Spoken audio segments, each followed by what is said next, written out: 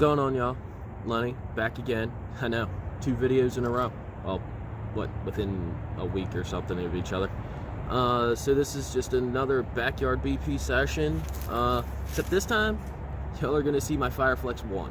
This is my Fire Flex1. This ain't my buddy Gary's. This is mine. I mentioned this in the last video I did. I just bought one. I bought one of the re-releases not long after it got announced. I threw in my pre-order for it, and it went through in like December or some crap like that. This is basically a Christmas gift to myself from last year. So you'll have seen this, not this particular bat, but this make and model bat, the Easton Fire Flex1, in my Fire Flex OG versus Fire Flex1 video, which I did with my buddy Gary. Shout out to Gary for finding this. I mentioned this in the last video. He found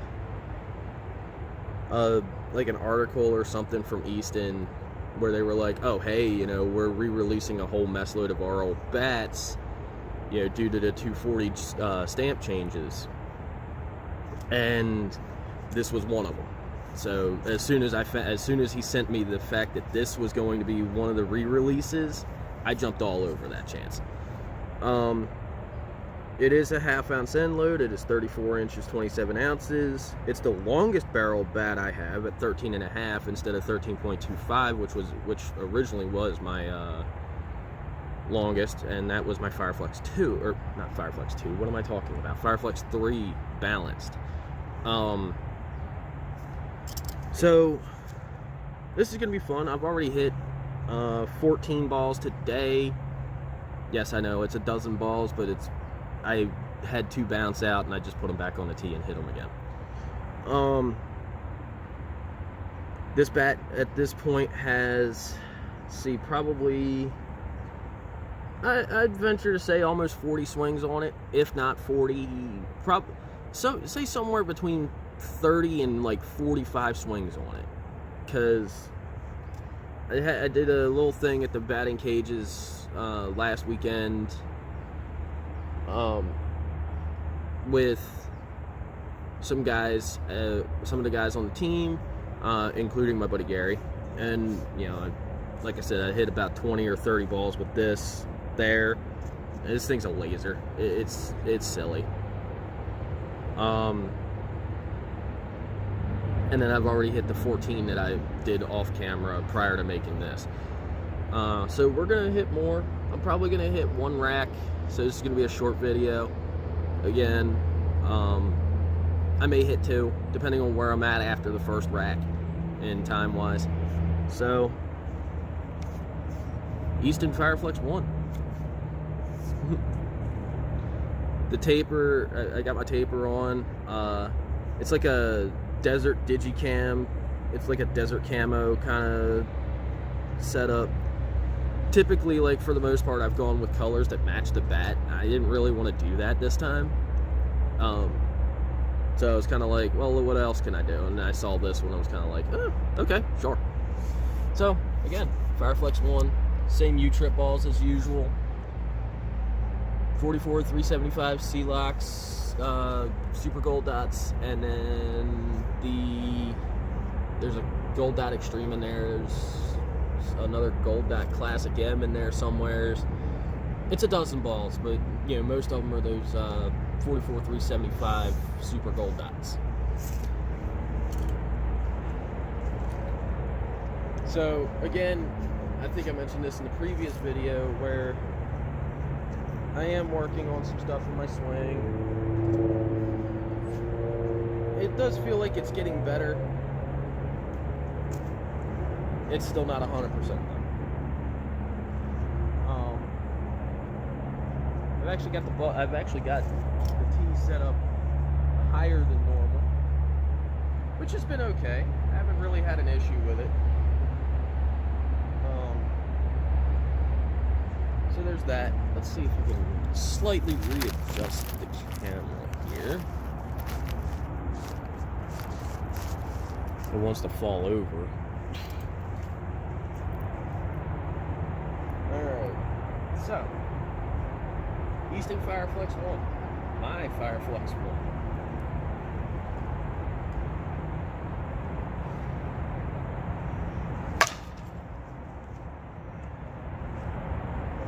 Not bad to start. Didn't quite get my hips clear on that one, but I'll take it. Not mad about it. That was better. Like I said, this bat's basically like a laser. It's kind of silly, and you know, you hit with one of these, and you know, for most people, you kind of realize what the heck the whole like Fire Flex phenomena was about or is about. These bats are insane, absolutely insane.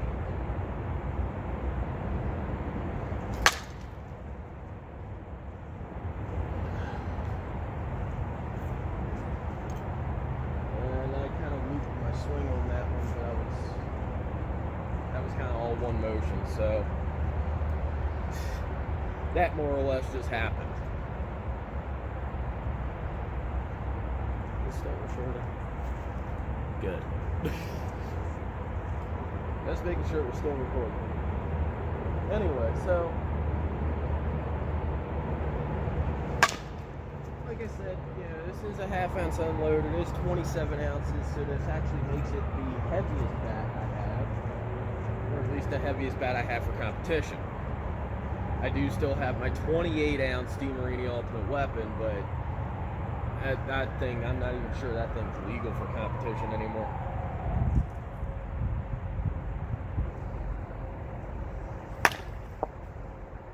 I rolled over that one just a touch. I probably could have got a knock out of that, but I rolled over that one just enough where it might not have been a base hit.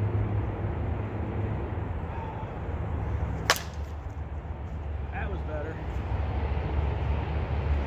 Still didn't quite get the hips clear, but the drive through the ball was better. Yeah, it's funny because I've always heard when you're playing softball, you want to cut the ball in half, almost like taking a samurai sword and, you know, slicing the ball directly in half. And I'm kind of like, I have no clue how to do that, because like, people will sit there and tell me that, and I'll go, wait, you want to do, huh? But no, it's like, I get what they're talking about. It's just, you know, being able to do it is a whole different ball of wax for them. Got on top of that one.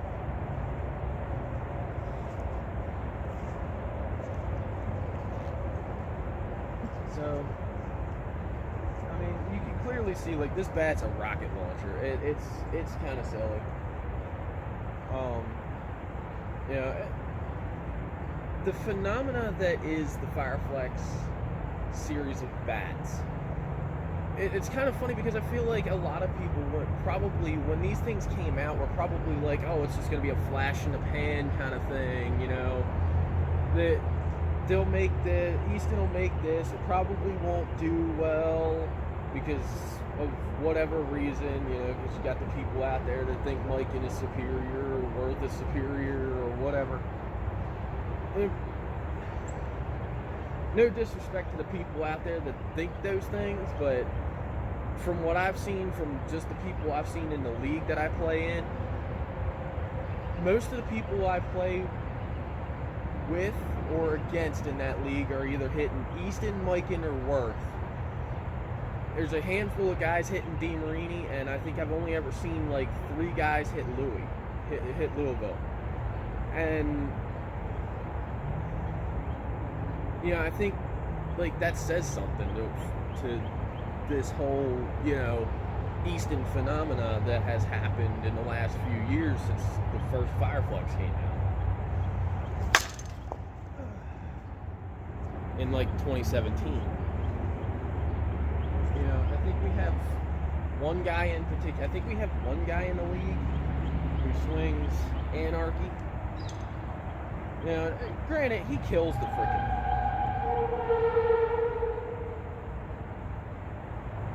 Oops. We're not that far from the Beltway, so that explains all the cars and what just happened there. Didn't sound like anybody hit anybody, but hopefully not. You know, the last thing I want to do is hear somebody get hurt on you know.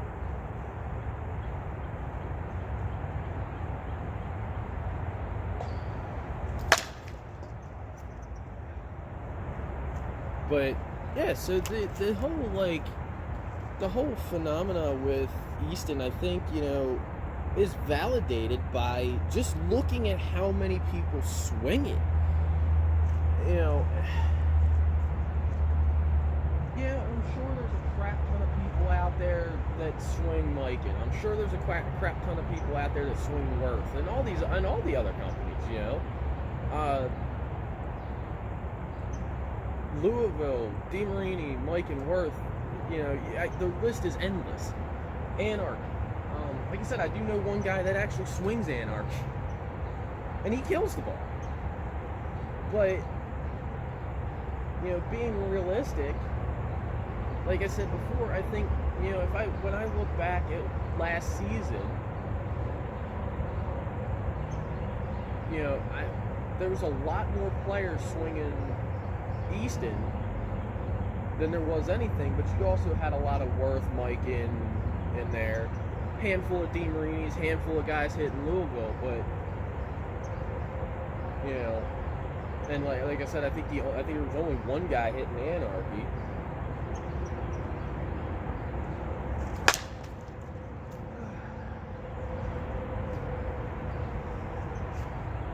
You know, so make of that what you will, but I think it really is a test. I think something like that, you know, even in a small league like the one I play in, I think that's still fairly much a testament to where Easton has come and is, and probably will be for a long time in the slow pitch community.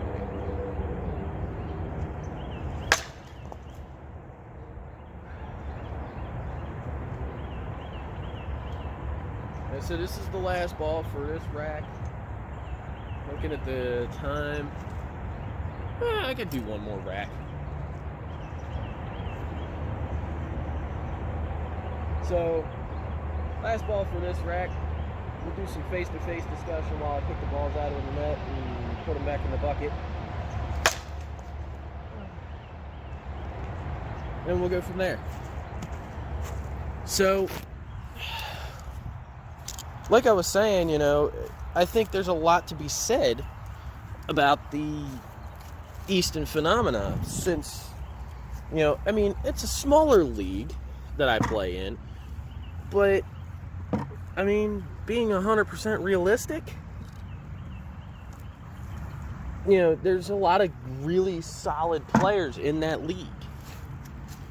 You know, it's like if these guys are swinging Easton, shouldn't you? You know, and I'm sure, like, most of these guys are probably swinging it because, you know, whatever reasons. You know, everybody has their reasons for swinging whatever they're swinging. That's with anybody. You know, I have one Mikan bat, everything else is Easton. Oh, well, and my DeMarini, but the DeMarini isn't competition anymore. Yeah, that's quite literally just a BP bat. So the big thing for me is like, I go back to something I said, I don't know, like third video I ever did on this channel. Swing what you want. Don't let somebody sucker you into anything, and swing what you want. You know, if you buy into somebody telling you that I don't know, DeMarini makes the best U-trip bats out there, or, you know, whatever, and then you buy one, you have a horrible experience, that's kind of on you. Like, swing what you feel is going to be good for you. It's more or less why I stick to Easton. You know, I may have, a little more power here and there with that mic and KP23 that I have, or, my buddy Gary's Freak Platinum. But consistency-wise, for me, nothing beats what that blue label says. Easton. Consistency-wise, like last season,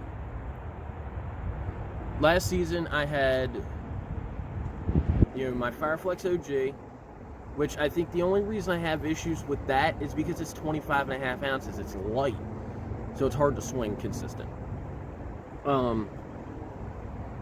Because you're swinging it too quickly, it's just, it's like,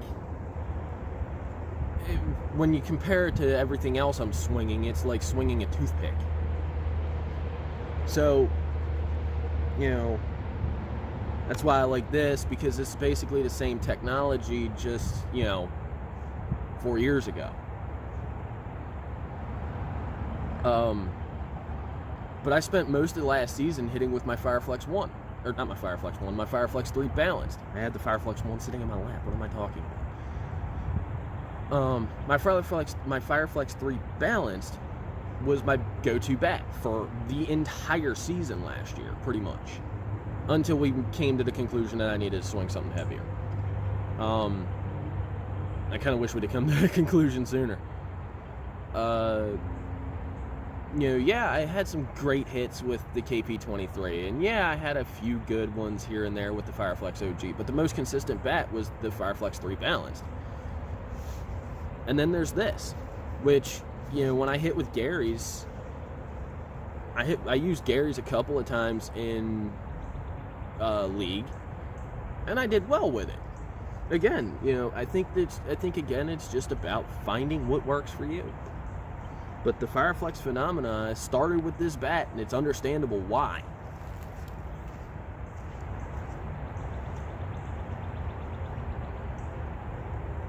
So, we got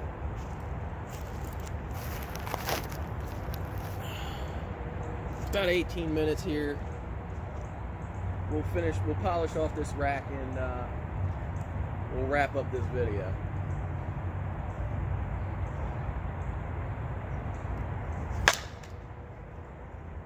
Oh, that felt good. It's always nice when you finally start getting loose and your swing feels somewhat worthwhile.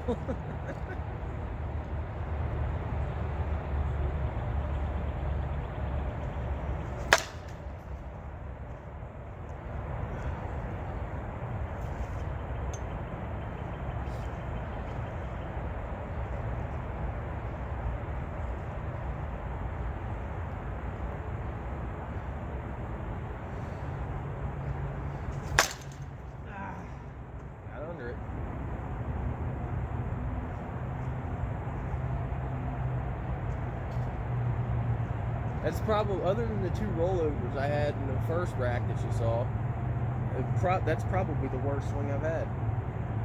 Or at least the worst one I've felt.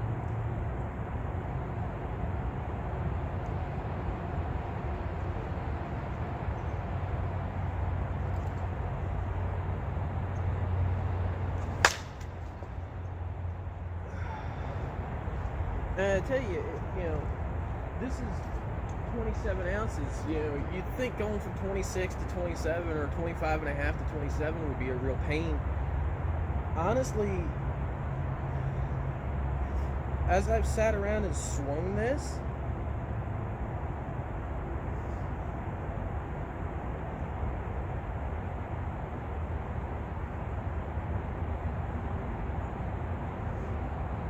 it's like, as I've sat around and swung this, just, kind of generally, going out front of my house when the weather sucked and I couldn't actually hit, and like I said, in the cage last weekend. And of course out here now, you know, this is 4 balls, almost 5 balls into my third bucket of balls.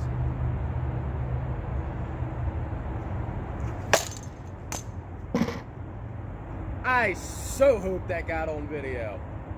So that would bounce out of the net. I'm sure you saw it bounce out of the net on the video. It ended up back in the bucket.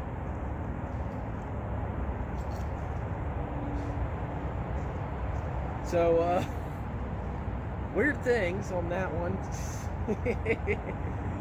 Oh, boy.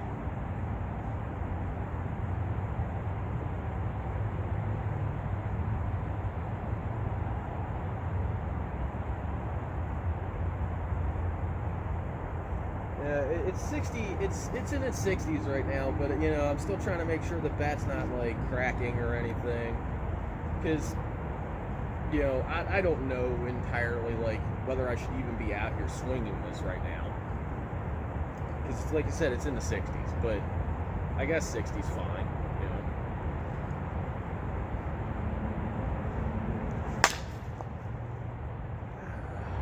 Rolled over it. That was a garbage swing.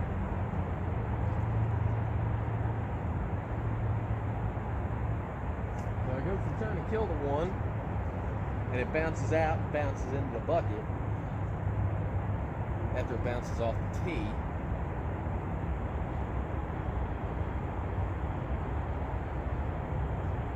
And my hands pull up and I get on top of the second. Oh boy. Okay, I got it. That's better.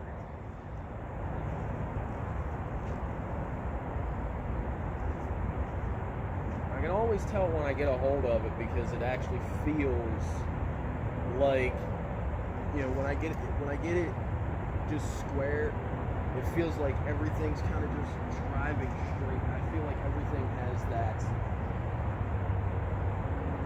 I don't want to compare it to Major League Baseball, but it almost feels like it has that Major League Baseball crack of the bat kind of sound, crack of the bat kind of feel. Where, you know, if you're ever watching Major League Baseball, and you get those crack of the back shots where everybody's just like, oh, that's so gone, you know, that's kind of how that felt. But I'm not a homer guy, so that probably would have been double for me. I'd have been alright with that, though.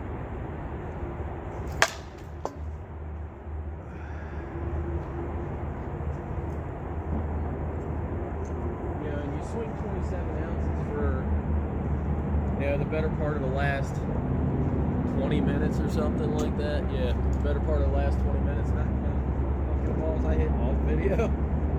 And your body's kind of like, what the hell are you doing to me? But, you know, that's why you stay in shape. That's why you keep your workouts up. And I'm trying. Believe me.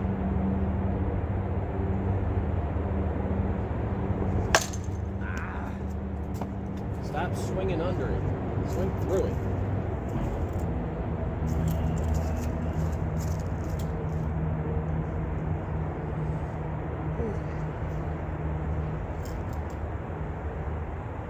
Swing through it. A little better.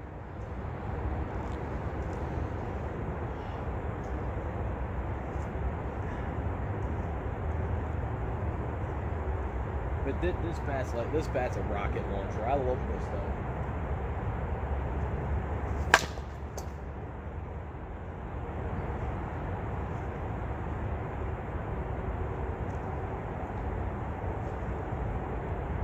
If only I could get my hips clear right now. It's the only problem I'm really having is, you know, I'm getting caught up here. You know, I'm getting caught up going here, and everything's kind of just driving through with my hips totally clear. So I'm actually spinning off my knee that is jacked up. Thanks softball for that one, but.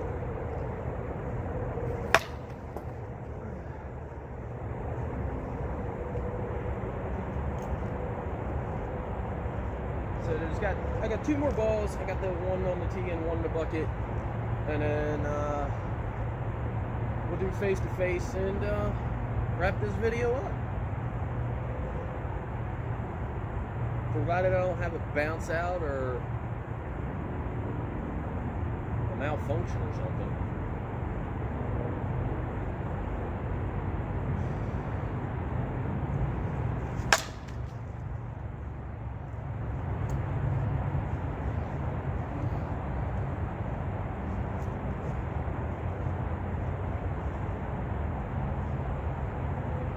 This bat is an absolute rocket. Like, I've said that about 100 times already in this video, but it really is. It's a rocket launcher. You know, I can see where the phenomena comes from. You know, I've seen it since, you know, the first time I swung Gary's, but it makes sense.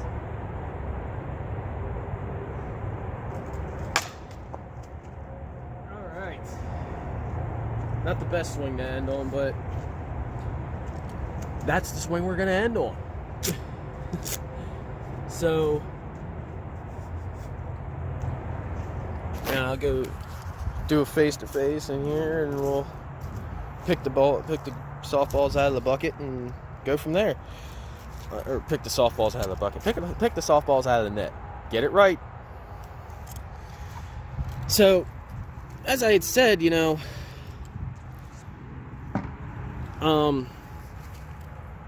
I'm still trying to, you know, fix a few things here, there, and everywhere in my swing. So, you know, and of course I have the help of some of the guys on the team to help me straighten that fiasco out. So, you know, being 100% realistic, where do I think my game is right now? Well, if I'm being 100% honest with myself,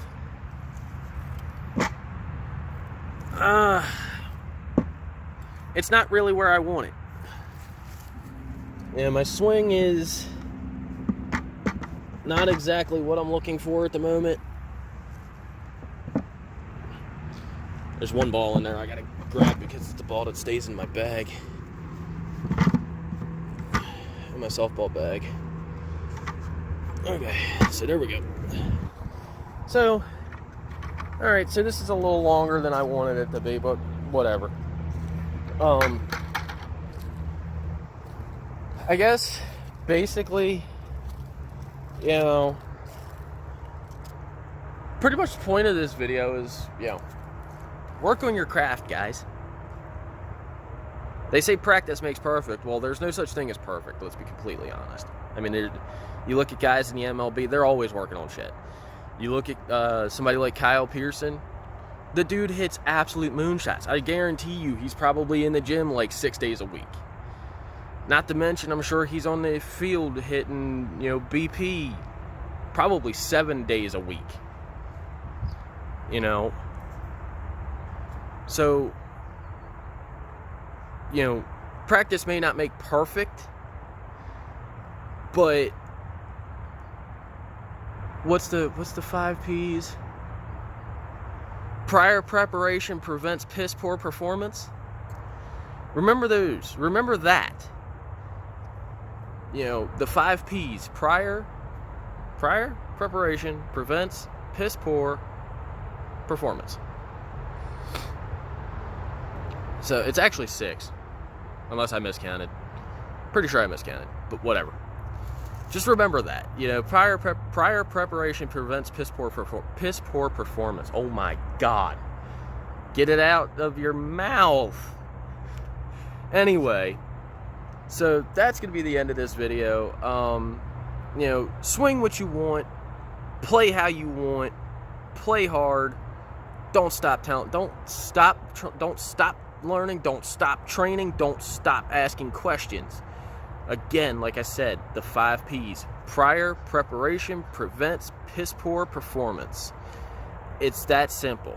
It's actually 6 P's when you really want to get technical, but I think they put piss poor into one word. Welcome to the English language. Alright, so on that note, I'm going to be out of here. and just like I always tell y'all, keep swinging and stay hot. Catch y'all in the next one.